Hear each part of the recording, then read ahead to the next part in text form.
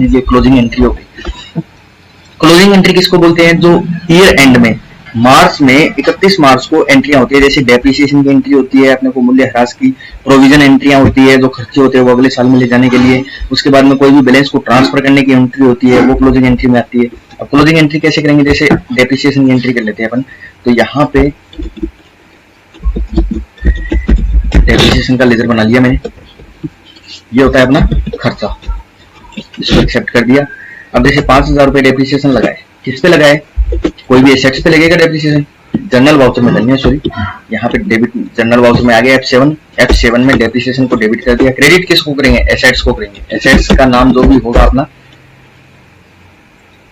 इसमें फीड होगा ऑटोमेटिक। यहाँ पे तो अपन सीख रहे हैं इसलिए नया बनाया है। बाकी डेप्रिसिएशन की स्पेशल आपको देखना हो तो इसका एक स्पेशल वीडियो बनाया हुआ है डेप्रिसिएशन चार्ट के नाम से, तो उसमें पूरी डिटेल बताई हुई है किस तरीके से लगता है, क्या होता है, क्यों लगता है, कब लगता है। तो इस तरीके से डेप्रिसिएशन की एंट्री कर दी अपन ने। ये होती है 31 मार्च को क्लोजिंग, इसीलिए इसको बोलते हैं क्लोजिंग एंट्री।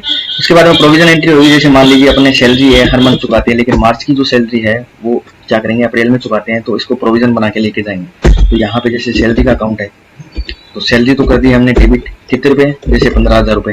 अब क्रेडिट में क्या करेंगे? अपन प्रोविजन का अकाउंट बना देंगे या फिर पेबल का अकाउंट बना देंगे ताकि उसको आगे ले जा सके। पेबल का अकाउंट किसमें चला जाएगा? प्रोविजन में।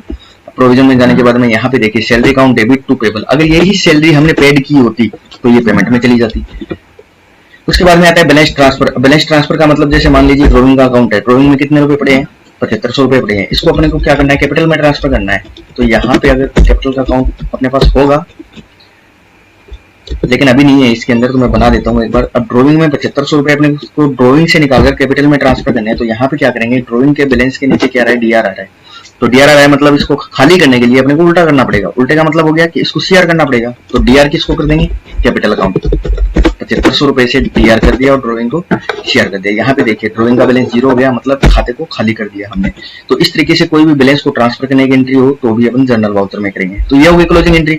उसके बाद में कोई भी कॉन्ट्रैक्ट की एंट्री होती है कि हमने किसी ट्रेवलिंग एजेंसी से कॉन्ट्रैक्ट कर लिया, कोई एडवर्टाइजमेंट का कॉन्ट्रैक्ट कर लिया, अपने को इनवॉइस प्राप्त हो गया। जैसे अपने कोई भी एडवर्टाइजमेंट का कॉन्ट्रैक्ट किया किसी पार्टी से, तो यहाँ पे क्या करेंगे?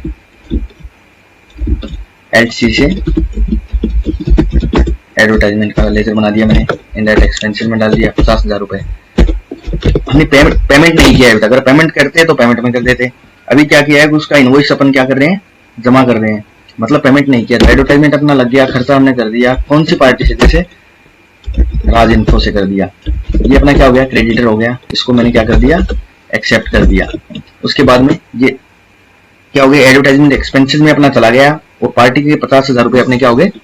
खड़े हो गए। यहाँ पे इस पार्टी को पेमेंट करना पड़ेगा अपने को 50,000 रुपए। ये हो गई अपनी कॉन्ट्रैक्ट एंट्री। उसके बाद में टीडीएस डिडक्ट एंट्री। अगर कोई भी टीडीएस की एंट्री अपने को करनी हो, मतलब टीडीएस काटने के टीडीएस का स्पेशल वीडियो बनाया हुआ है, अगर आप चाहो तो देख सकते हो। बाकी इस क्लास के अंदर भी आगे टीडीएस का टॉपिक आएगा तब समझाएंगे। तो टीडीएस डिडक्ट करने की एंट्री भी जनरल वाउचर में होती है। उसके बाद में loan interest entry. Loan interest entry होगी मतलब किसी पार्टी से हमने लोन ले रखा है और उसको इंटरेस्ट जमा करना है उसमें। मतलब क्या होता है कि 31 मार्च को अगर हमने किसी से लोन ले रखा है तो उसको इंटरेस्ट उसके अकाउंट में ऐड करना पड़ता है। ऐसा जरूरी नहीं होता है कि हम उसको पे करें। जैसे मान लीजिए हमने क्या कर लिखा है? अनसिक्योर्ड लोन ले रखा था किसी पार्टी से, तो एक एंट्री पहले मैं रिसीप्ट की कर लेता हूं पहले की। जैसे 15/6 को हमने क्या कर दिया? अनसिक्योर्ड लोन ले रखा है 50 लाख रुपए, ठीक है। अब 31 मार्च को क्या करना पड़ेगा? अपने को इसको इंटरेस्ट देना पड़ेगा। तो इंटरेस्ट देने के लिए कौन से वाउचर में करेंगे? जनरल वाउचर में। क्यों? कि पे नहीं कर रहे हैं, इसके खाते में अपने को क्या करना पड़ेगा? क्रेडिट करना पड़ेगा इंटरेस्ट। तो यहाँ पे मैं क्या कर रहा हूँ? इंटरेस्ट अपना खर्चा होता है, तो इंटरेस्ट को तो मैंने कर दिया डेबिट, इनडायरेक्ट एक्सपेंसेस में चला जाएगा। जैसे सपोज 4,50,000 रुपए इसको इंटरेस्ट दे दिया। इंटरेस्ट देने के बाद में क्या करेंगे? अनसिक्योर्ड लोन के क्रेडिट कर देंगे। अब यहाँ पे अनसिक्योर्ड लोन की अमाउंट कितनी जमा हो जाएगी? 50 लाख तो पहले थी और 4.5 लाख रुपए, यानी 54,50,000 रुपए इसके ऑडिट करवाएंगे या बैलेंस शीट के अंदर 54,50,000 रुपए अपने को लाइबिलिटी साइड में शो हो जाएंगे ऑटोमेटिक। तो इस तरीके की एंट्री भी जनरल में होगी। उसके अलावा fix assets purchase on credit. भाई कई बार क्या होता है कि कोई भी एसेट्स खरीदते हैं, जीएसटी पार्टी होती है,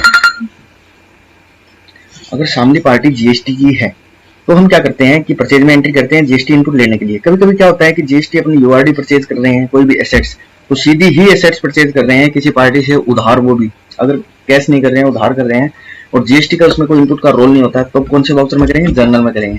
जैसे मान लीजिए कोई सेकंड हैंड कंप्यूटर ही खरीद लिया हमने, वो फिक्स एसेट में चला गया, कितने रुपए का है? 25,000 रुपए का। फिर उसको क्या कर दिया, किससे खरीदा है, उस पार्टी का नाम आ जाएगा, उसको क्रेडिट कर देंगे, एंट्री होगी।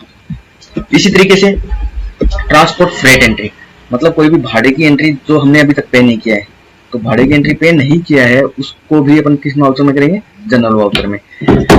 पेमेंट कर दिया तब तो पेमेंट में हो जाएगी। अब जैसे मान लीजिए फ्रेट की एंट्री, फ्रेट एंड अनलोडिंग लग गया कितने रुपए? 15,000 रुपए। किसका लगा है? ट्रांसपोर्टर का। तो यहाँ पे ट्रांसपोर्टर का नाम आ जाएगा। यहाँ पे मैं ट्रांसपोर्टर का नाम नहीं दे रहा हूँ, आपके पास बिल्टी आएगी बकायदा, तो बिल्टी में देख के ट्रांसपोर्टर का नाम आ जाएगा। वो अपना क्या हो गया? सेंट्री क्रेडिट लेनदारी हो गया, पैसे लेगा वो भी।